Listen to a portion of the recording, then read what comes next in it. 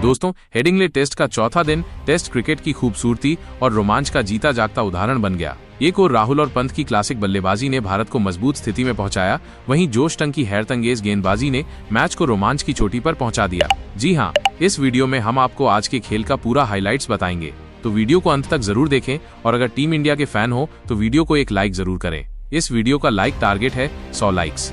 दोस्तों, जब चौथे दिन का सूरज लीड्स के हेडिंग्ले मैदान पर उगा, तब टीम इंडिया के फैंस को उम्मीद थी कि अब वो साझेदारी देखने को मिलेगी जो भारत को एक मजबूत स्थिति में ला सके। भारत की दूसरी पारी 90 रन पर 2 विकेट के स्कोर पर खड़ी थी। क्रीज पर थे कप्तान शुभमन गिल और अनुभवी केएल राहुल। हालांकि उम्मीदों की शुरुआत जैसे ही हुई वैसे ही झटका लग गया। दिन का पहला ओवर गेंदबाज ब्राइडन कार्स और सामने भारत के युवा कप्तान शुभमन गिल। पहली ही ओवर में जैसे इंग्लैंड ने भारत को जगाकर थप्पड़ मार दिया हो। गिल हुए क्लीन बोल्ड। ब्राइडन कार्स की शानदार लेंथ गेंद जो थोड़ी सी बाहर की ओर थी लेकिन अंदर की ओर तेजी से मुड़ी। गिल ने कट खेलने की कोशिश की लेकिन गेंद उनके बहुत करीब थी और जगह नहीं थी। बल्ले का अंदरूनी किनारा लगा और गेंद सीधे स्टंप्स पर जा लगी। गिल सिर्फ 8 रन बनाकर पवेलियन लौटे और भारत को पड़ा एक बड़ा झटका। दिन की शुरुआत बिल्कुल वैसी हुई जैसी इंग्लैंड चाहता था। गिल के आउट होते ही मैदान में उतरे ऋषभ पंत। जिस अंदाज में वो आए वो देखने लायक था। दूसरी ही गेंद पर पंत ने वोक्स को आगे बढ़कर जबरदस्त चौका जड़ा, सीधा कवर के ऊपर से बाउंड्री। राहुल और पंत ने धीरे धीरे विकेट पर जमना शुरू किया। राहुल का बल्ला आज शांत नहीं था लेकिन संयमी जरूर था। वो हर गेंद को उसकी काबिलियत से जवाब दे रहे थे। ऑफ स्टंप के बाहर जाती गेंदों को छोड़ना, मिडिल पर आती गेंदों को डिफेंस करना और मौके मिलने पर क्लासिक ड्राइव खेलना, राहुल का ये अंदाज लाजवाब था। उन्होंने 87 गेंदों में अपनी 50 पूरी की। टेस्ट करियर की 18वीं 50 और ये शायद उनकी सबसे धैर्यपूर्ण पारियों में से एक थी। ना कोई जल्दबाजी, ना कोई जोखिम, बस तकनीक, धैर्य और अनुभव से गेंदबाजों का सामना। चौथे दिन की पिच अब वैसी नहीं रही जैसी पहले 3 दिन थी। यहाँ अब गेंद तेजी से उठ रही थी, कहीं कहीं से लो बाउंस मिल रहा था। गेंदबाजों को अब स्विंग के साथ साथ उछाल का भी साथ मिल रहा था। बेन स्टोक्स ने एक ओवर में पंत को 2 बार बीट किया लेकिन पंत डटे रहे। वो कभी आगे बढ़कर खेलते, कभी बैकफुट पर जाकर कट मारते। वहीं राहुल भी लगातार स्ट्राइक रोटेट कर रहे थे जिससे इंग्लैंड के गेंदबाजों को लंबा स्पेल डालना पड़ा। इसी बीच इंग्लैंड के लिए एक और मौका आया लेकिन वो चूक गए। ब्राइडन कार्स ने राहुल को एक सरप्राइज बाउंसर फेंकी। गेंद उनके दस्तानों पर लगी और स्लिप और गली के बीच गिर गई। बेन डकेट ने कैच पकड़ने की कोशिश की लेकिन पकड़ नहीं सके। ये मौका राहुल को मिला और उन्होंने उसका पूरा फायदा उठाया। ऐसी मुश्किल पिच पर जहां हर गेंद चुनौती बन रही थी, वहां राहुल बिना घबराए, बिना फंसकर खेलते रहे। राहुल और पंत ने इस बीच रनों की रफ्तार भले ही धीमी रखी लेकिन सबसे जरूरी चीज थी विकेट नहीं गिरने देना। हर ओवर के बाद स्ट्राइक बदलना, बाउंड्री के मौके का इंतजार करना और इंग्लैंड के गेंदबाजों को थकाना, यही रणनीति थी। टीम इंडिया ने धीरे धीरे 100 रन का आंकड़ा पार किया और फिर 150 के पार। इस साझेदारी ने सिर्फ स्कोर बोर्ड नहीं बदला बल्कि मैच का रुख भी थोड़ा मोड़ा। जहां सुबह गिल के आउट होते ही भारत डूबता दिख रहा था, वहीं अब राहुल पंत की जोड़ी नाव को स्थिर करती दिख रही थी। पहले सत्र के अंत तक भारत का स्कोर था 2 विकेट पर 152 रन। राहुल 62 रन बनाकर नाबाद थे और पंत 31 रन पर टिके हुए थे। इस सत्र में भारत ने 63 रन जोड़े। दूसरी पारी में भी टीम इंडिया के लिए वही 2 सितारे चमकते नजर आए जिनकी बदौलत पहली पारी में बड़ा स्कोर बना था। केएल राहुल और ऋषभ पंत। जब पिच और मुश्किल हो चुकी थी और इंग्लैंड के गेंदबाजों की निगाहें जल्दी विकेट चटकाने पर थीं, तब एक बार फिर ये दोनों बल्लेबाज भारतीय उम्मीदों की डोर को थामे मैदान में डटे हुए थे। पारी की शुरुआत के कुछ ही ओवरों बाद ऋषभ पंत ने अपने इरादे साफ कर दिए। जोश टंग के एक ओवर में उन्होंने 3 जबरदस्त चौके जड़ दिए, -1 स्क्वायर कट, 1 पुल और 1 क्लासिक ड्राइव। हर बाउंड्री के साथ इंग्लैंड की फील्डिंग साइड में खामोशी गहराती जा रही थी। इन शॉट्स ने न सिर्फ भारत के रन गति को तेज किया बल्कि इंग्लिश गेंदबाजों पर मानसिक दबाव भी बढ़ाया। इन्हीं आक्रामक स्ट्रोक्स के बीच पंत ने अपनी 50 पूरी कर ली।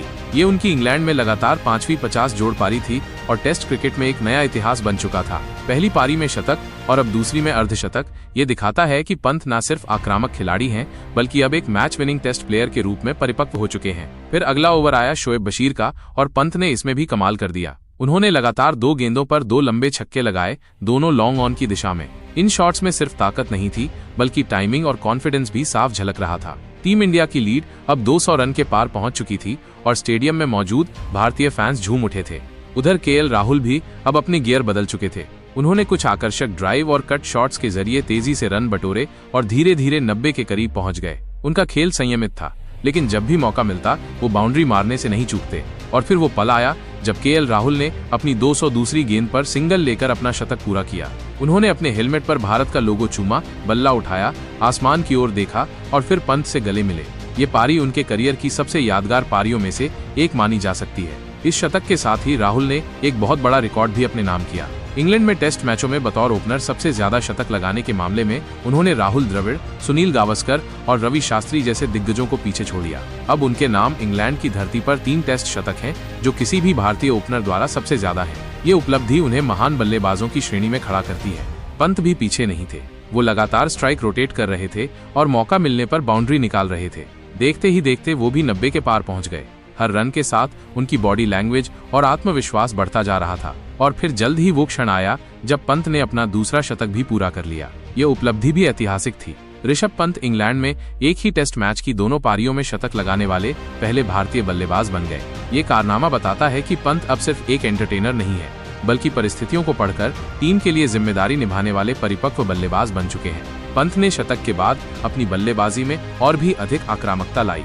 ऐसा लग रहा था जैसे अब उनका एक ही मकसद था, इंग्लैंड को पूरी तरह से बैकफुट पर धकेल देना। हर ओवर में रन, हर गेंद पर इरादा साफ था। वो तेजी से रन बटोरते रहे और इंग्लैंड के गेंदबाजों पर दबाव बढ़ता गया। लेकिन क्रिकेट में कहते हैं ना कि आक्रामकता और जोखिम साथ साथ चलते हैं, और इसी आक्रामकता में पंत 118 रन बनाकर आउट हो गए। ये विकेट शोएब बशीर को मिला। गेंद फुल टॉस की तरह ऑफ स्टंप पर थी। पंत ने स्लॉग स्वीप खेलने की कोशिश की, लेकिन गेंद ठीक से टाइम नहीं हुई, न ही उसे पर्याप्त ऊंचाई मिली। गेंद सीधे वाइड लॉन्ग ऑन पर खड़े जैक क्रॉली के हाथों में समा गई। इंग्लैंड के कप्तान बेन स्टोक्स ने जो जाल बिछाया था, पंत उसी में फंस गए। मगर तब तक उन्होंने जो तूफानी पारी खेली थी, उसने भारत को एक निर्णायक स्थिति में पहुंचा दिया था। पंत ने अपनी इस पारी में सिर्फ 140 गेंदों का सामना किया, जिसमें उन्होंने 15 चौके और 3 शानदार छक्के लगाए और 118 रन बनाए।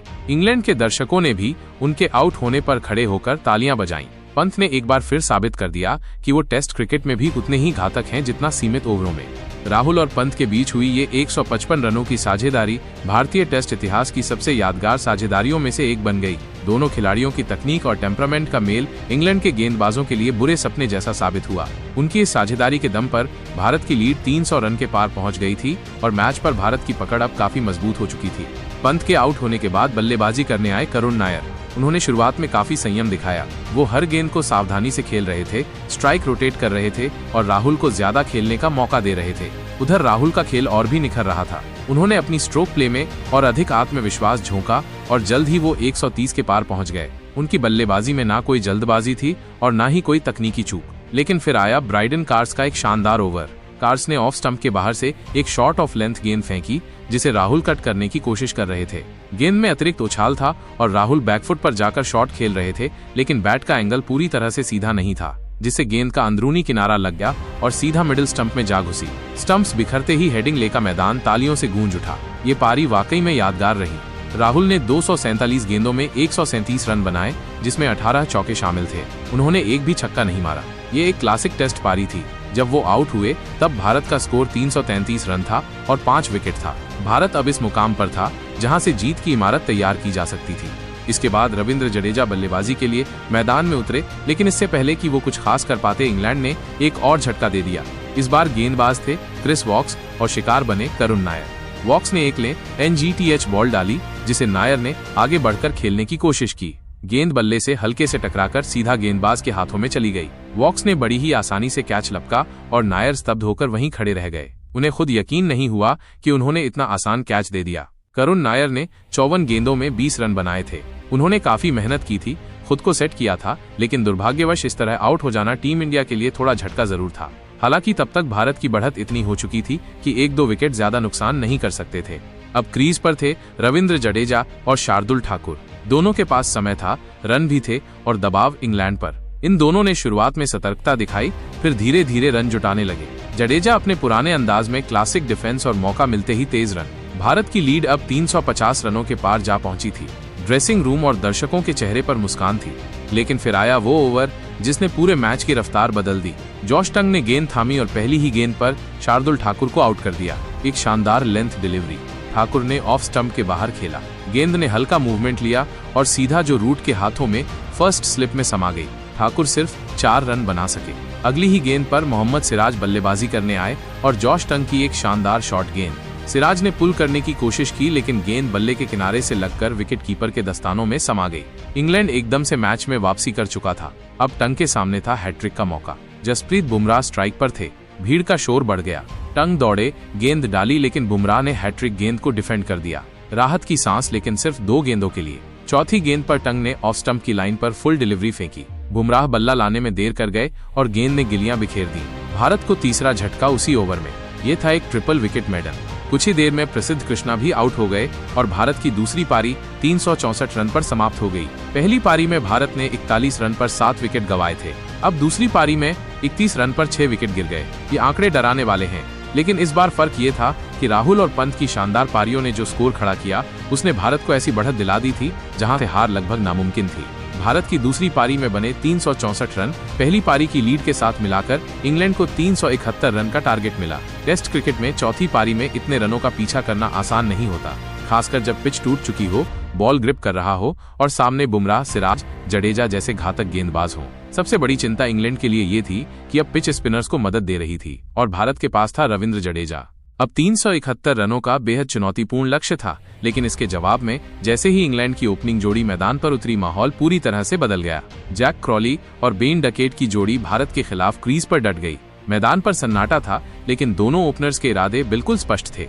संभल कर खेलना है, किसी भी हाल में विकेट नहीं गंवाना है। भारत के लिए ये आखिरी सत्र का सुनहरा मौका था। लगभग 30 मिनट का खेल बचा था और नई गेंद, बुमराह, सिराज जैसे गेंदबाजों के साथ उम्मीदें भी बड़ी थीं। बुमराह ने नई गेंद के साथ शुरुआत की। उनका पहला ओवर बेहद टाइट रहा। गेंद ऑफ स्टंप के बाहर मूव कर रही थी, लेकिन इंग्लिश ओपनर सतर्क थे। वहीं दूसरी ओर मोहम्मद सिराज भी लगातार अंदर आती गेंदों से डकेट को परेशान करने की कोशिश कर रहे थे, लेकिन डकेट ने शानदार डिफेंस दिखाया और हर गेंद को बारीकी से पढ़ा। भारत ने कुल 6 ओवर फेंके इस आखिरी आधे घंटे में, लेकिन कोई सफलता नहीं मिली। 21 रन बने, लेकिन इंग्लैंड के लिए सबसे बड़ी जीत ये रही कि कोई विकेट नहीं गिरा। जैक क्रॉली ने 1-2 खूबसूरत ड्राइव भी लगाए और बेन डकेट ने क्रीज पर टिके रहकर भारत के मंसूबों को फिलहाल नाकाम कर दिया। दिन का खेल खत्म होते ही स्कोर बोर्ड पर था 6 ओवर में 21 रन बिना किसी नुकसान के। और यहीं खत्म हुआ चौथे दिन का खेल। अब मुकाबला एक दिलचस्प मोड़ पर आ चुका है। इंग्लैंड को जीत के लिए चाहिए 350 रन और भारत को चाहिए 10 विकेट, और दोनों के बीच सिर्फ 90 ओवर का खेल बचा है। ऊपर से मौसम विभाग ने बारिश की भविष्यवाणी भी कर दी है, यानी कि अब इस मुकाबले में चारों नतीजे संभव हैं।